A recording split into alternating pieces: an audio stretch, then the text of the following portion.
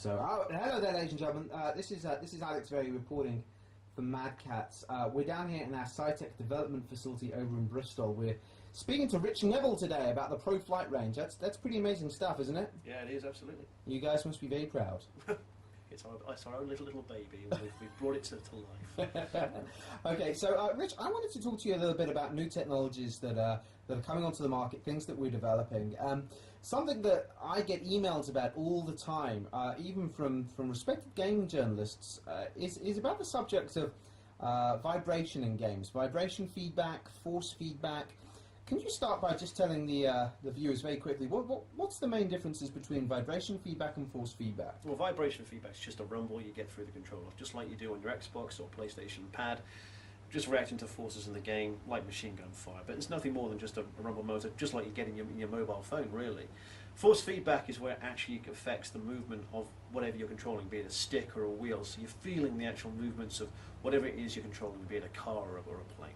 Okay, so, I'm going to make you squirm a little bit here because, I haven't bothered taking this video not to give the viewers a bit of an exclusive, and I happen to know, obviously working for a illustrious company, that we're working on another technology, something called force sensing. Or can we talk about that?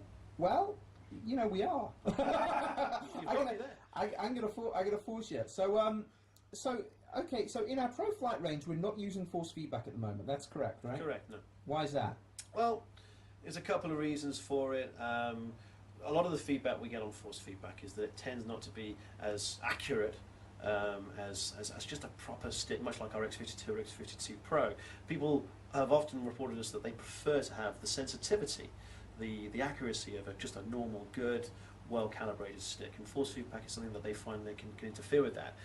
Also because of the forces itself, when the stick's being made to move, not necessarily a realistic reflection of what happens in modern day aircraft either.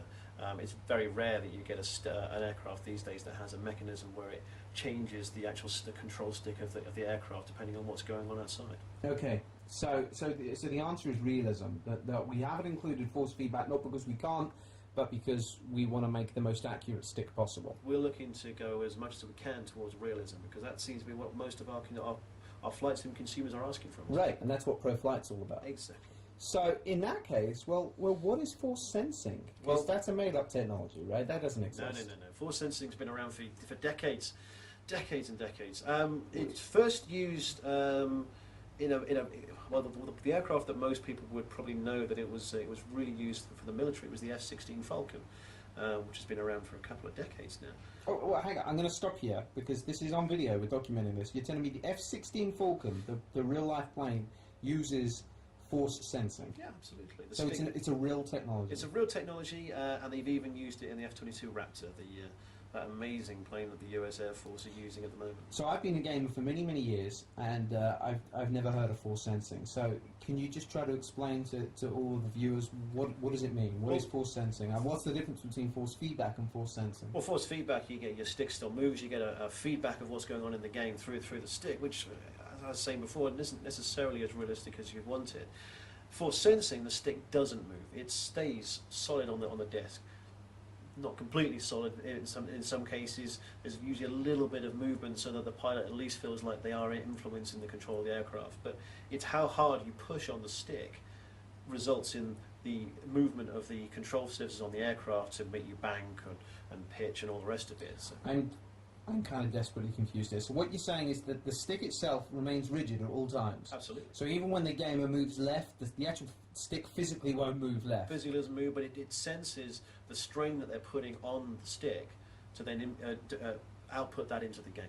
Oh, that's nuts. So it's not like a conventional joystick that actually moves around? Correct. Because that's not what you would find in an F-16 Falcon? Absolutely not. So the stick remains completely rigid at all times, but it knows how hard you're pressing it, so it's an analog control, so it does know how hard you're pushing to the left or to the right. Completely. You've got full sensitivity control, and if you only push gently, you'll only bank gently or climb gently.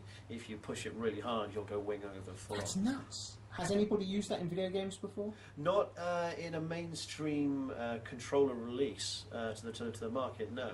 There's been a few modifications for existing controllers, but they're usually really expensive, a few $100s at least to add it into the stick, and it's usually something you've got to do yourself at home, so you've got to take apart your controller just to put this kind of function in there as well. So force sensing is something we're looking at, and if we were, this is an if we were to put it into one of the Pro Flight products, would it be compatible with Flight Sim 10 out there? It'd be compatible with anything that you want to use for your flight simulation needs, be it Flight Sim, be it Lock-On, be it Black Shark, be it Falcon 4, IL-2 Sturmovik, Storm of War when it's out, all the games that you use for your flight sim, it'll work just fine. It's just as if any other normal stick, but it'd be much more realistic. Well, you got to tell me. So what are we putting it into? Come on, tell them. Can't tell you. It's awesome. Come on, we're filming. You got to be able to tell the viewers at home. What are we putting it into? No news on that. I'm afraid you'll have to wait until sometime later on this year.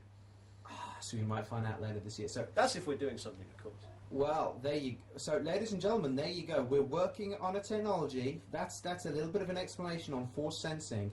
That that frustratingly we may or may not see in a Pro Flight product, but it certainly sounds something far above and beyond anything anybody else out there is doing. So, okay, we look forward to more information. Keep checking madcats.com, scitech.co.uk, and let's see where we go.